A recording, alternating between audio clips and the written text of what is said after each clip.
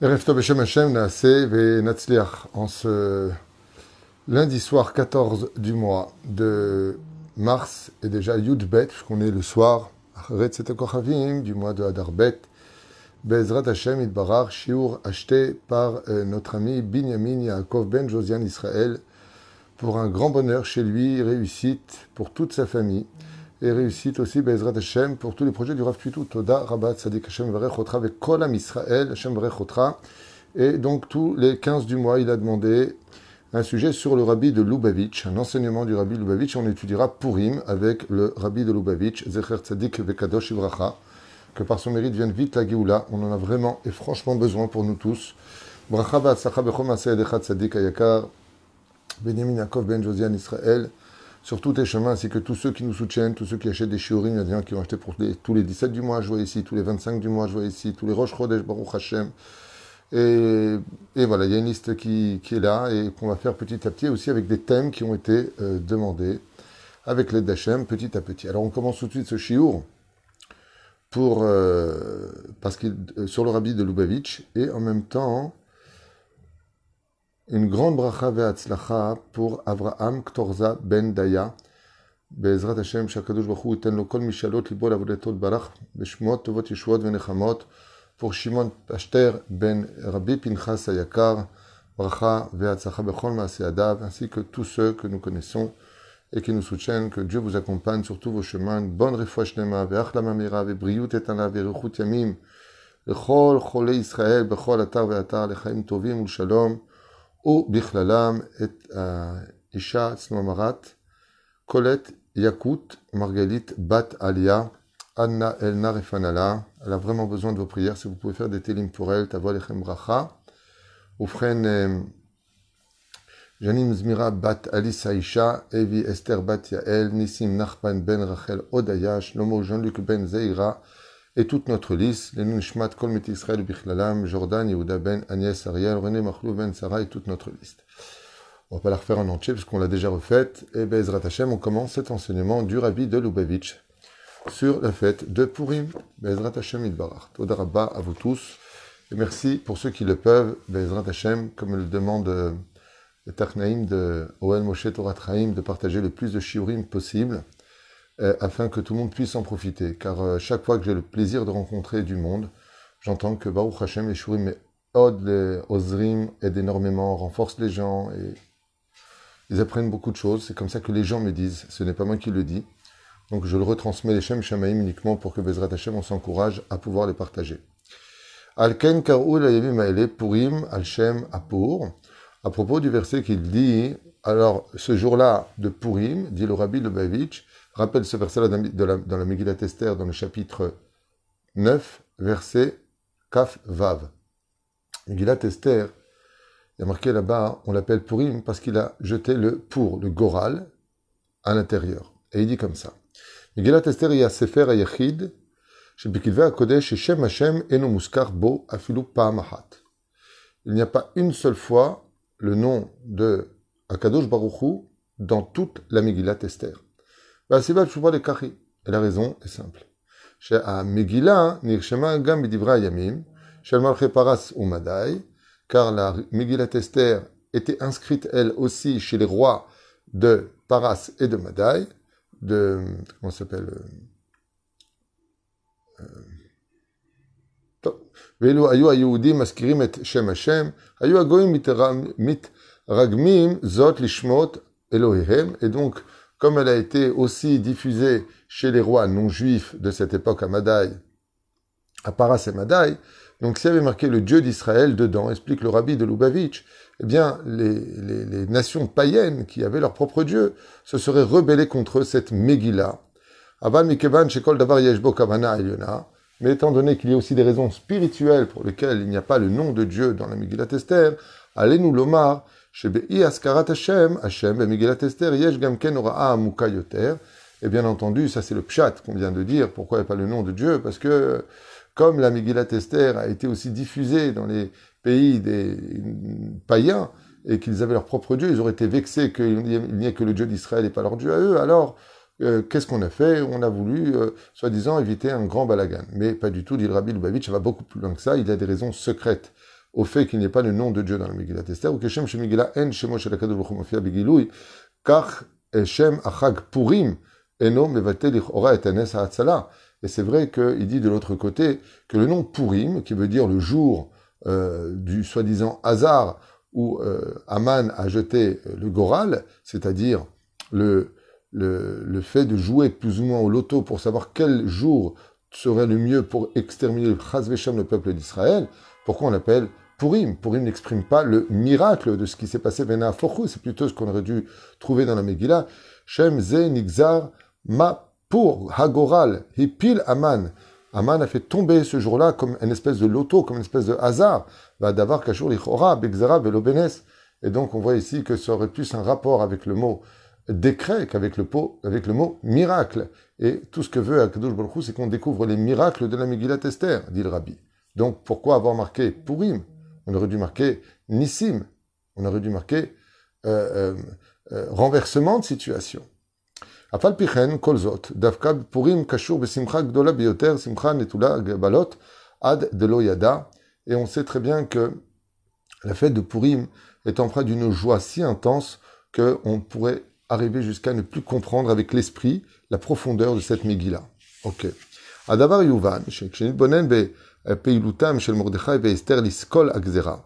Quand on comprend et qu'on arrive à rentrer un petit peu dans la pensée de Mordechai et de Esther d'avoir voulu annuler cette gzera de l'extermination du peuple d'Israël sur tous les royaumes, Mordechai et Esther aya azmama et midine ravashpa, car ils avaient, ceci étant aussi, de par leur titre et leur rôle à jouer au sein de la royauté, une énorme importance et une énorme influence. Mordechai aya sar nechbad. On sait tous que Mordechai était un ministre très important aux yeux du roi. Le chef, Bécha'ar Ameler, comme le dit la Megillah, il était assis aux portes du roi. Et Esther a été un Malka. Et Esther était la reine des lieux.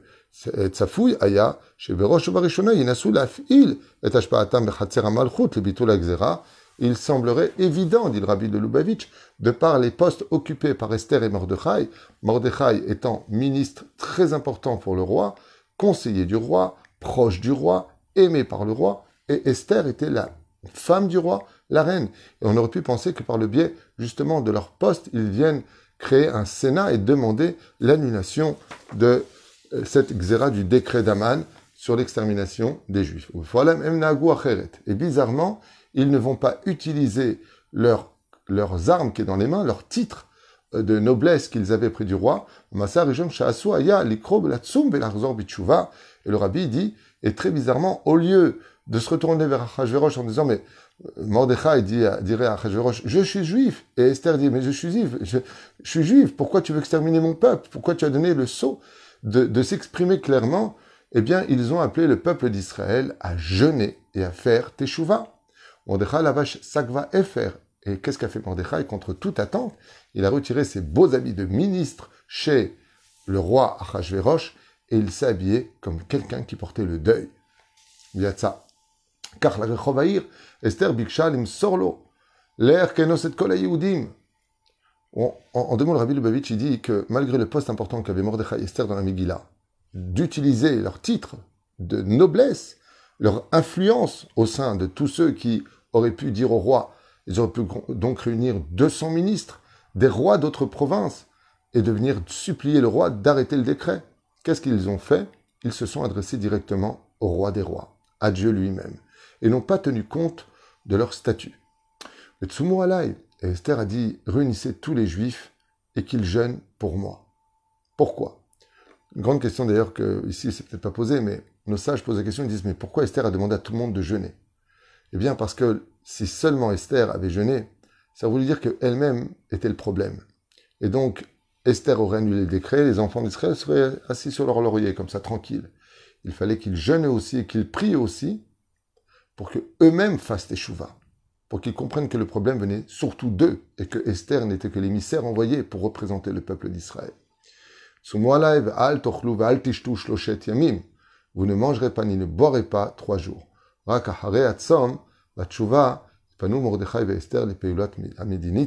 Seulement après avoir fait tchouva, seulement après avoir jeûné, seulement après avoir compris que dans le ciel, ils avaient annulé de décret, alors ils n'ont pas hésité à aller voir maintenant Achashverosh pour, en tant que reine Esther Amalka, utiliser son titre de reine et exiger la mort de Haman Aracha pour son décret. Et donc le rabbi explique et il dit Mordechai et Esther yeda'u, car Mordechai et Esther savaient, Shagzera enam ikrit, que le décret qui venait des humains sur terre, de la haine de Haman sur le peuple d'Israël et son manque d'empathie de Achashverosh pour la survie du peuple d'Israël, en réalité vient du ciel. Ils ne se sont pas arrêtés en disant tu te rends compte celui-là, l'exorote qu'il a fait, tu te rends compte Lieberman ce qu'il est en train de nous faire, tu te rends compte Bennett ce qu'il est en train de faire au monde religieux. Tout ça, c'est vrai que c'est eux, mais ce sont des marionnettes, explique le rabbi Lubavitch. La Megillat Esther vient nous apprendre que ni Esther ni Mordechai n'ont tenu compte ni d'Aman ni de Achashverosh.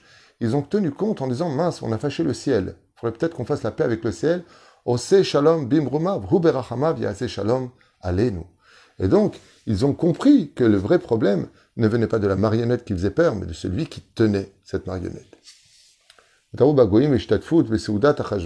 il dit comme ça, et là il tout, mais Akadosh Baruch Hu, à la tzorech lashub b'tshuva v'liteken chet ha'hitarvut bagoyim ve'ishtatfut beseudat Achashverosh. Et donc, comme ils ont mangé et profité du repas d'Achashverosh, ils savaient que le ciel était fâché contre Dieu, contre eux, et que Dieu était sur Midat Adin. Car Berosh ou Barishona, étant donné qu'ils ont mangé de ce repas, de ce merveilleux repas qu'avait fait Achashverosh, alors que Mordechai l'avait interdit, étant donné que vous avez mangé du repas interdit, vous allez jeûner. D'ailleurs, une grande question qui se pose. S'il leur demande de jeûner, pourquoi leur dit vous ne mangerez pas et ne boirez pas? Quand on jeûne, c'est pour ne pas manger, ne pas boire. Donc pourquoi un kefel lachon? Pourquoi dire deux fois vous jeûnerez et ensuite vous ne mangerez pas et vous jeûnez? Si tu dis à quelqu'un ni tu manges ni tu bois, la personne quoi, tu veux que je jeûne? Et si tu jeûnes, ça veut dire que tu ne manges pas et tu ne bois pas, alors pourquoi dire les deux? Le jeûne, c'est pour réparer la faute.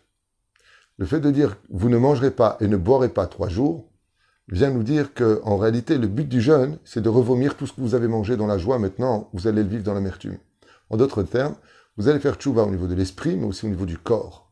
Que votre corps extirpe de lui par tous les moyens, par les graisses qui vont se brûler, par les toilettes et autres, eh bien le fait d'avoir consommé des plats d'Achashverosh pendant son festin où il a voulu montrer sa grande richesse aux yeux de tous. Purim melamed otanu yesod merkazi b'ashkafat haolam hayehudit. Et c'est pour ça que ça s'appelle la fête de Purim. Ma kesher, dit le rabbi. Ha'etrashuyot הטבעיות אינן אלא כסות לתהליכים עמוקים מקווים על ידי השגחה העליונה כשיש גזירה. Et donc, le rabbi dit qu'en réalité, ce qu'a voulu Haman, c'est montrer que tout est que hasard, que Dieu n'existe pas, qu'en réalité, ce sont les hommes qui prennent leur destinée, que tout vient d'eux. Et Esther et Mordechai ont prouvé au peuple d'Israël, en leur disant « Faites teshuva, jeûnez, priez pour moi pendant 3 jours d'affilée ». Ils ont compris qu'il fallait arrêter de dire dans les maisons « Tu te rends compte ce Achashverosh, tu te rends compte Haman ce qu'il a fait contre nous, mais pourquoi il est trop méchant Haman ?» Ils ont oublié que Dieu est juste derrière. C'est une des raisons pour lesquelles on dit « Tu effaceras le souvenir d'Amalek du dessous des cieux ». Pourquoi pas au-dessus des cieux? Pourquoi en dessous des cieux? Parce qu'au-dessus des cieux, c'est Dieu qui tient Amalek. Tout le monde n'est qu'une marionnette dans les mains d'Hachem sur terre. Et donc, bien le Megillah des Purim, il a cru qu'il pouvait sortir par le biais du hasard, par la main de Haman. Quel jour viendrait le jour d'extermination des Juifs? Tout est entre les mains d'Hachem.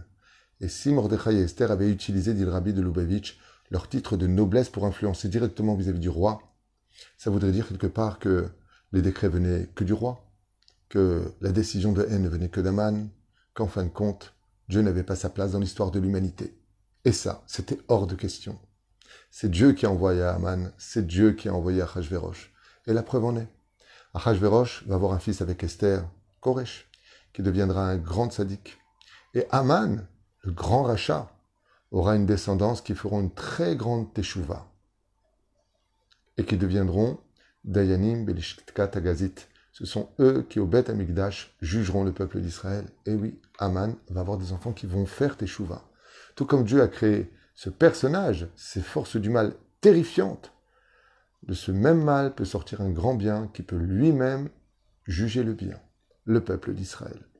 Yehudi mechapes miyad et ashorcha ruchani, ils ont voulu donc enseigné que quand ça ne va pas dans ta vie, quand un contrat ne se fait pas, quand dans la vie ça ne va pas, au lieu de dire mais pourquoi il n'a pas de parole celui-là, pourquoi ça s'est annulé, je comptais sur cet argent, lève les yeux vers le ciel, parce que ce qui vient d'arriver, ça vient de Dieu d'abord. Le roi Baye, Kiryat le tchouva le tikkun rachav, fais tchouva. Au lieu de dire Lieberman c'est un pourri, regarde ce qu'il est en train de faire au monde religieux, on fait tchouva, viens on apprend à plus s'aimer nous entre nous, qu'on ait plus de hardout, qu'on ait plus de joie dans nos fêtes, quand on met les films, qu'on soit plus concentré, qu'on arrête de parler avec les portables, qu'on arrête de parler dans la bêta Knesset, que nous on se remette en question avant d'aller voir Achashverosh et Haman, Bennett et Kivyachol Lieberman entre autres, des gens qui font des xérots de cachot en Israël, ceux qui vivent en Israël, c'est de quoi je parle, pour le monde religieux c'est terrible ce qu'on est en train de vivre ici par rapport à eux, eh bien avant de s'adresser à eux, d'abord qu'on fasse nous tchouva, d'abord qu'on se regarde nous dans un miroir, dit le Rabbi Lubavitch. Et s'il y avait marqué Pourim, il y a le décret, alors on dit, tu te rends compte, Aman, il marche Vezichro. Ah, Kadosh Baruch Hu n'apparaît pas dans la Megillat Esther parce qu'il se cache derrière Aman, derrière Mordechai, derrière Achashverosh, derrière Esther, derrière le peuple d'Israël et derrière toutes les nations du monde se cache Akadosh Baruch Hu, comme je l'ai expliqué d'ailleurs ce matin dans un shiur. Pour finir, comme ça dit le Rabbi de Lubavitch, Achosher Meir, c'est tout le temps de l'obscurité qu'on peut enfin voir et apprécier la lumière. Tochen pnimi ze shel Purim, mishtakef beshem Purim ba'avodat shesham Hashem eno muskar ba'megillah. Et donc le fait de dire Purim, le soi-disant hasard, est la raison essentielle pour laquelle le nom de Dieu n'apparaît pas à l'intérieur. Parce que s'il y avait marqué le nom de Dieu, là on comprend tout de suite qu'il y a Ashgacha Pratit, il y a Dieu derrière chaque événement. Et donc, shel Aman Arasha velo haya mikre. Et donc, d'Aman Arasha, on aurait pu comprendre que ce n'était pas du hasard. Et là, Zeaya vechavana vekaven ashgacha eliona, kede lavi litoriru tetshuva veit avot bechag hapurim. Vous savez, ce que je suis en train de lire ici est extraordinaire parce que j'ai parlé de ça avec quelqu'un hier qui me disait qu'elle a fait vérifier sa mezouza et qu'il y avait plein de taches dessus et ainsi de suite. Je lui dis, vous savez, faut arrêter avec ça. C'est pas parce qu'on a une mezouza qui est défectueuse que c'est la raison pour laquelle on n'a pas d'enfant ou on n'a pas ceci ou on n'a pas cela. C'est parce qu'on n'a pas d'enfant des fois et que la lettre Vedibarta Bam s'est effacée. C'est parce que des fois il y a des cris à la maison et qu'on s'insulte et qu'on va créer des taches noires dans la maison par nos mauvaises paroles que la mezouza va se retrouver entachée. Il faut arrêter de déporter, dit le Rabbi de Lubavitch, toujours nos problèmes sur les objets qui nous entourent, sur le voisin, sur ce qui s'est passé ici, sur ce qui s'est passé là-bas. Remets-toi en question. C'est comme dans les Shlom Bayit, j'entends tout le temps, oui, on a des problèmes de Shlom Bayit, parce qu'on a des problèmes d'argent. C'est vrai que ça peut provoquer des vrais problèmes de Shlom Bayit. On a des problèmes de Shlom Bayit à cause de la belle-mère. On a des problèmes de... Mais en réalité, il n'y a pas de problème si tu veux pas qu'il y ait de problème. C'est pas compliqué. Parle avec ta femme, parle avec ton mari, parlez ensemble et essayez de régler le problème. Parce que ce qui vient de l'extérieur, ça vient aussi d'Akadosh Baruch Hu. Donc quand tu viens que tu critiques la chose directement, sans te remettre en question, par exemple, une belle-mère te casse les pieds, ou ton beau-frère, ta belle-sœur, quelqu'un, peu importe. Peu importe. Le Hallel velo alechem. Une femme tourne autour de ton mari. C'est pas juste. Pourquoi elle fait ça? Malgré tout, malgré le fait que ce soit extrêmement grave, remets-toi en question. Bien sûr que ton mari doit se remettre en question. Bien sûr que tout le monde doit se remettre en question. Mais toi aussi, remets-toi en question. Peut-être que tu devrais te faire plus belle. Peut-être que ton mari t'a lancé plusieurs fois des mots. Allez chérie, regarde, viens, on fait comme ça. Peut-être que ton mari, il a peut-être envie de sortir, tu es toujours à la maison, tu le traînes dans ton monde. Peut-être qu'il n'y a pas assez de respect entre vous. Peut-être que tu lui dis jamais je t'aime, et que l'autre lui a dit. Des fois, Kadosh Baruch Hu explique le Rabbi, pourquoi il n'y a pas son nom dans l'histoire? Parce que Dieu, il aimerait, chas v'shalom, que les couples se séparent, que les couples s'insultent. Non. Pourquoi je parle de couple? Parce que toute l'histoire de la Megillah, c'est une histoire de couple. Achashverosh, qui est marié avec Esther, Esther qui était mariée avec son oncle Mordechai, Zeresh et Marshima Vezichra avec Aman, la femme. Vous voyez que dans l'histoire de la Megillat Esther, on voit beaucoup de couples. Mais il y a une chose qui les réunissent tous. C'est que chacun essaie de régler le conflit avec son couple. Quand Esther annonce à Mordechai qu'elle va aller avec Achashverosh pour une fois dans sa vie, elle le prévient, lui dit Kacher Abadeti, Abadeti. Si je vais avec Achashverosh, je te perdrai. Elle lui dit, et Mordechai lui dit, va. Quand elle parle avec Achashverosh, son mari, elle lui dit, tu protèges pas ta reine, tu protèges pas ta femme, cet homme-là, ce rachat, il veut tuer ton peuple. Et on voit que le mari est à la hauteur d'écouter ce que dit Esther. Et Achashverosh, aussi pourri était-il, se met en colère parce qu'on a touché à sa femme. La Megillat Esther nous apprend que quand on touche à quelqu'un que tu aimes, tu dois être là pour cette personne-là. Mais attention, dans l'objectivité des choses, de savoir que tout vient de Dieu et de régler les choses avec objectivité. Avec objectivité. Et pour finir, Akadosh Baruch Hu nimsa gam bedvarim tibi'im shigratim, כפי שמשתקף בעבודת מגילת אסתר, גנוז, נס, אדיר, מבלי ששם השם, ששום שם השם יוזכר בו בפרשה הזאת. Et c'est pour ça que Dieu a voulu se cacher, tout simplement pour voir comment allaient réagir les enfants d'Israël. Je trouve que c'est un Moussar Eskel qui est extraordinaire, que je vous dis, Dvekim b'Akadosh Baruch Hu, em zochim lirot nisim et niflaot, Bezrat Hashem, et c'est pour cela que le miracle, dit le Rabbi pour finir, quelque chose de nifla. Le Rabbi Lubavitch, il dit quelque chose qu'on a déjà enseigné, ceci étant, mais je trouve ça nifla de la main du Rabbi. Il dit, Vena afochu. Tu sais quand est-ce que le miracle peut se réaliser dans ta vie? Quand quelqu'un te rend dedans avec la voiture. Toi, qu'est-ce que tu fais? Mais vous ne pouvez pas faire attention. Tu lui cries dessus. Tu vois que lui. Le Rabbi, il dit, si tu fais comme Esther et Mordechai, tu te remets d'abord en question. Ouais, excuse-moi Hachem, j'ai dû te fâcher, j'ai fait un accident. Tu lèves les yeux vers le ciel. Et tu regardes la personne et tu comprends que cette personne a été choisie du ciel pour qu'elle ait un accident avec toi, pour des raisons qui concernent Dieu, on s'en fiche. Mais d'abord, tu regardes le ciel. Toi, tu es marié avec ta femme elle te répond mal avant de partir. Ouais, de toute façon, j'ai rien à faire de toi. Attends, on va balader. Tu as deux façons de voir les choses. Ou quelle femme pourrie j'ai épousée, ou waouh, pourquoi Dieu m'envoie ce message-là ce matin? Rabbi Nachman de Breslev, il dit, Tedalecha, tout ce que tu entends, tout ce que tu entends, tout ce que tu vois, c'est le langage d'Hachem quand il te parle. Akadosh Baruch Hu, c'est le langage d'Hachem qui te parle. On raconte une fois, un homme lui a posé la question, comment tu as fait tchouva? Comment tu as tout laissé? Tu étais aviateur, tu gagnais énormément d'argent tous les mois. Tu as visité tous les pays du monde entier. Tu n'avais pas de maladie, tu n'avais rien. Comment tu as fait tchouva? Il a dit comme ça, un jour, j'étais assis au restaurant, et juste à côté de nous, la table qui était à côté, il y avait un très très très grand cardiologue, un très grand médecin. Et il ne parlait que de Torah. Il ne parlait que de Torah. Et à un moment, la personne qui était en face, le couple qui était en face, lui dit, mais vous qui étiez médecin, avec un très haut poste, dans plusieurs hôpitaux, vous preniez beaucoup d'argent pour des opérations chirurgicales, vous êtes un génie dans le domaine, comment se fait-il que vous avez tout laissé pour entrer en yeshiva? Il a répondu, avant j'opérais des cœurs, maintenant j'opère la Gemara.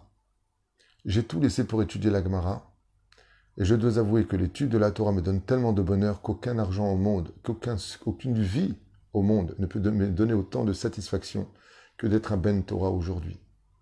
Et l'aviateur a répondu, quand j'ai entendu ça, je me suis dit, pourquoi j'entends ça aujourd'hui? Qu'est-ce que c'est vraiment la Torah? Pourquoi un homme qui a fait de hautes études pour devenir cardiologue de très haut niveau, il a laissé ça pour aller étudier la Torah?